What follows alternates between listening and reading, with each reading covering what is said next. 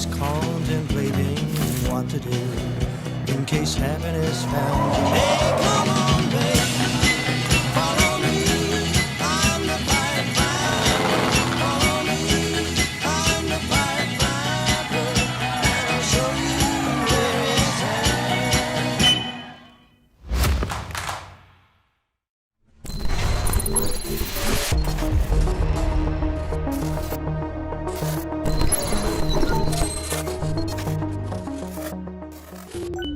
Welcome to the Silicon Slopes podcast. Today our guest is Sara Urquhart, who is the founding director of the Shift Summit. How are you? I'm great. Thanks for having me. You bet. Thank you for taking the journey to be here and to appreciate your time. Let's just jump in real quick. What is the Shift Summit? Shift Summit is a business conference for professionals looking to take their next steps. Okay. And that's a lot of people. It's a lot of people. Okay.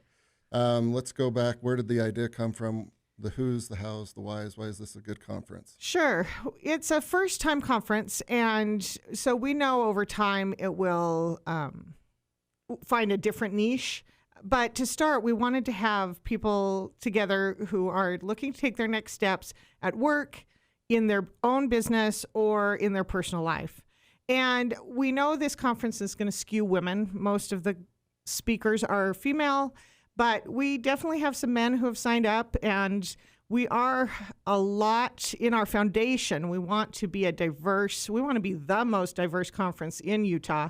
And so we're working to make sure anyone who wants to come has space to come and be a part of our new community. Awesome. All right. So it's no small undertaking to do events like this, and some people think event planners are crazy. We are. And halfway through, you confirmed that you might be. So when did you kind of hatch this idea and figure out it might be kind of important? Yeah, I sold my last conference. It was called Altitude Summit. I sold that about 5 years ago, and I had a number of people immediately saying, let's start something new. And events can take a lot out of you. So I needed a little recovery time, but as I've been looking around for a new project, this one surfaced, and there were some things that became important to me, and I knew I wanted them to be a part of our foundational elements of Shift Summit. And a big piece of it is that diversity issue. In Utah, we do so many things well, and there's no question about that. But there are pieces where we have groups that we leave out, and we don't necessarily do it intentionally, but we do it so often it becomes systemic. So in my attempt to be a good ally, I wanted to make sure with this new business conference that we made space for all of the groups that want to be a part of things. And what I see right now are, the Melanin Squad. They do events just for women of color. That's awesome, and I'm glad they're together. I'm glad they have found each other. The Pride Center or Equality Utah, they work together to make sure there's space for LGBTQ individuals. That's awesome too. What I want Shift to be, is to take pieces from all of those groups and, bring everybody together so we really can rub shoulders with people that are outside of our typical circles. It's a way for us to stretch and make our circles larger. Yeah. And it only benefits everyone. Right. And it's, not rocket science. If you get people together, it really doesn't matter their backgrounds. If the content's fun and the speakers are engaging, everyone will benefit regardless of background or orientation, anything like that, correct? No doubt. Very cool. Okay, so at some point you've got to put pen to paper or break open a spreadsheet and figure out the location and the agenda and the speakers and the content and all of the marketing and everything. So what are some of the tricks that you've learned over the years to line all those things up, and how do you get a support network to help you do it? It's a lot of moving pieces, but those of us in this space, we gravitate to it. And so for me, I knew I wanted something downtown Salt Lake City. So we're going to be at the Sheraton there on 5th South. And so easy in and out for anybody. close to tracks, all of those things. It takes a lot of those boxes. I knew it's not a big space, but with COVID and being a first-time conference, I knew I didn't want this to be a huge event. And even if it does grow, I never think it's going to rival some of the events Silicon Slopes puts on. We want it to be intimate. We want it to be a little bit smaller. So we'll always cap it. This year, we could fit 800, 900 people in the room, but because of COVID and this Delta variant, we're still keeping it very small. Probably 300 or 400 people is all. Mm-hmm. But it's going to, with the speakers that are coming, that's going to feel extremely intimate and still very powerful, very collaborative. And I'm really excited about the speakers and the lineup that we have. Yeah, let's go over who are some of those speakers. Well, I have to start with our two keynotes. We're going to bookend the conference with Tan France of Queer Eye and Susan Peterson of Freshly Picked, who I know is very active in this community. And they are going to start and finish the conference. And so we're super excited about the different messages that they have.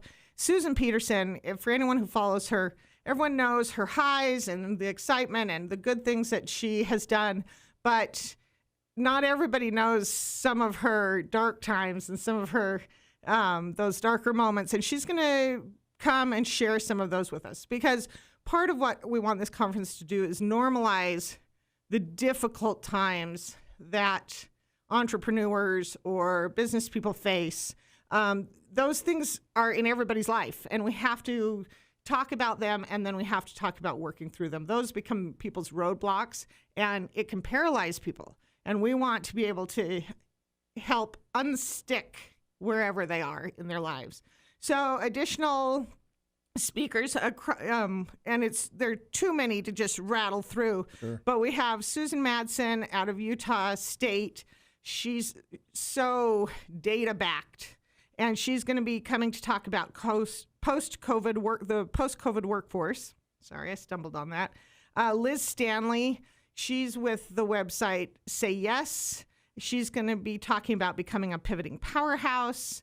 Britt Larson is going to be talking about overcoming imposter syndrome. We have just tons of things. Oh, Kimmy Paul, she's with Beta Boom, and she's going to be doing an hour on money, just how to talk about it, how to address it, what are the hang-ups, and really try and open some of those conversations, because those can be difficult for people. They don't quite know how to start some of those conversations. Yeah. Yeah, great group of speakers, and covers a lot of content. So in the copy and on the website and kind of the branding, it's obviously Shift, but it's leveling up and, moving on, which is part of life and entrepreneurship, right? Yeah. Like whether you've raised money or had twins or you want a promotion, there's always shifting, right? There's always shifting if you're doing it right. Ideally, you're kind of shifting from first gear to second, third, onward and upward. Sure. So that seems like the theme for the event, but you cover all sorts of topics, from like big 30,000 foot view all the way down to getting a promotion or right. scaling up in your job. Very practical things. We want people to, my feeling is people's answers are usually in their brain. They know what their next step is, but they can't always verbalize it or put pen to paper to figure out what it is. So what I try and do at my events is create things that surprise you or might make you laugh or make you really dig deep into how you're feeling, so that whatever the people are saying, that matters less than what your mind is thinking and what you're needing to put on paper. And because once you do that, get it onto paper, what's actually in your brain, then you can come up with what your next steps are. And it becomes very clear to people. So I want people to walk away with a strong clarity of what their next steps are. And I want them to walk away with a group. I want them to find their people. Maybe they already have it. Great. Grab your friends and come. But if you don't, if you need new people or an expansion, we're setting up events on site where you'll be able to connect with people in more intimate ways. Yeah, very good. And well thought out, because on the surface, a lot of folks either act like they know what their next steps are, or say they do. But once you're interacting with people in a more informal setting, you'll realize that they're like, I need a couple of answers, and I Right. need a little kick here. And so whether the content is providing those ideas or it's the network, it should achieve kind of that shift for these folks, right? It should. It should. And, so that excites me. One of the elements that we are butting up against is in our attempt to be so inclusive, and we're tapping into these, all these communities.